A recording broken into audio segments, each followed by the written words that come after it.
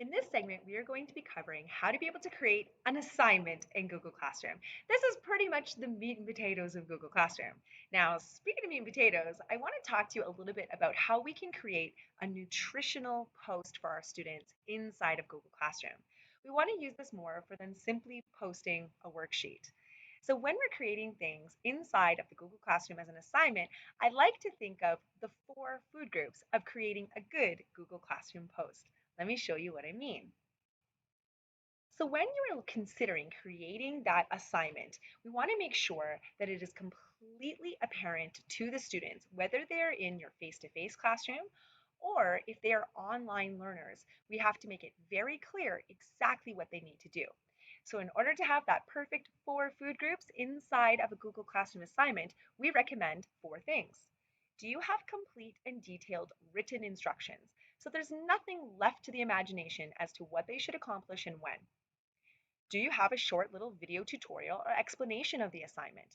That way, even students who aren't streaming in, who aren't working synchronously at the exact same time, can self-pace through those assignments with their caregiver at home or as well on their own. Do you have any of the materials the students need? So, do you have links, templates, resources? Is there an extension they need to install? Again, giving them everything at their fingertips, much like how we would pass out necessary materials in our physical classrooms, we have to make sure that students have the materials they need to complete the assignments in the digital world as well. And then finally, what's the expectation of completion? Is this simply something, an assignment that they were supposed to encounter, explore? Is there something that they're handing in? If so, what are they handing in? When? And how? And then, of course, beware of the candy. This is the fluff that we like to put sometimes in digital spaces as that busy work. Links to games and videos, making sure that they're actually things that are supporting that nutritional content inside the Google Classroom. Here's an example of what we mean. So in this welcome back activity, we have students who are able to design a locker. We can't use lockers this year, so we're going to make a digital locker to get to know one another. What I have here is I have the complete written instructions. I have a very short video tutorial that I simply use Screencastify to be able to record. I've given a template for my students to be able to complete, and I've given them some links to things that they need. Let me show you how we can build this. When I'm ready, I'm going to hit create, and I'm going to make an assignment. I'm going to go ahead and give my assignment a title. Once you've given it a title, you'll be able to give it some instructions as well. Please make sure that they're really clear. What's also great is students who need the assistive technology of read and write for Chrome, in order to have the instructions read to them, will be able to use that. Now that I have my full instructions, it's time to be able to give materials to my students. What I'm going to do is I'm going to add, and that same add button that we've seen in our other two segments appears. I'm going to add from my Google Drive.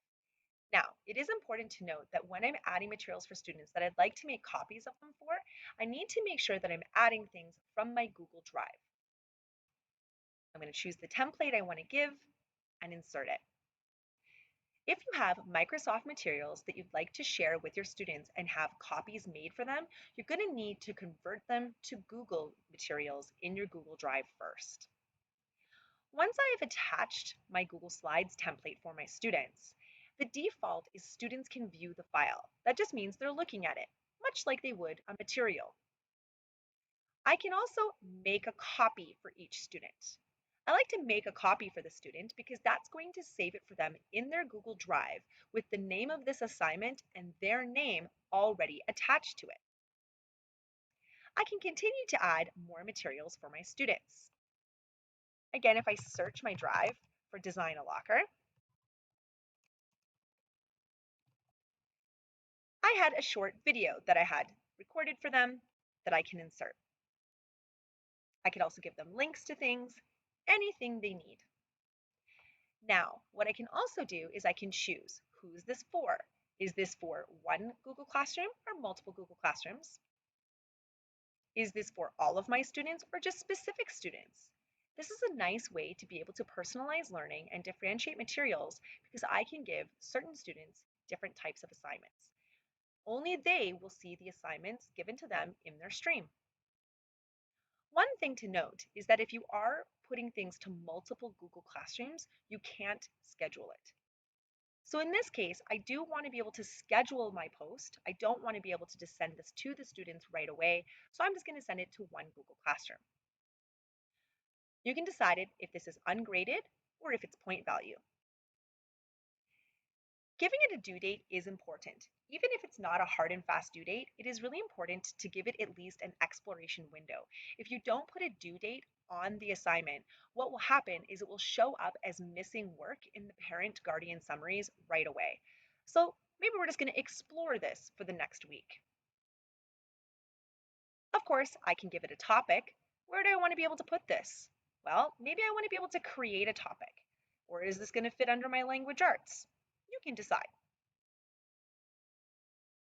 We'll be talking about rubric in upcoming episodes. When I'm ready to assign it, again, I can assign this right now, or I can schedule this, keeping in mind to schedule things to help maintain a school day for our students so they're not working on things late at night. I'm going to say assign, and now it's going to show up inside of my classroom.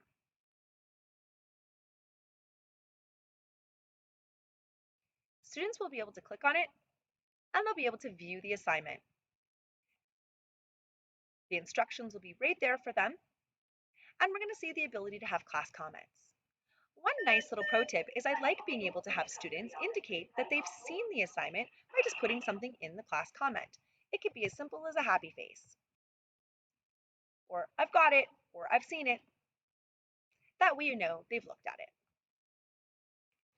It is important to note that when you are creating the assignment, if you'd like to make a copy for your students, you have to do that the first time you create the assignment. You won't be able to do that by going back and editing. Now, note here, see how things are showing up in that stream? It's no longer just in my classwork tab.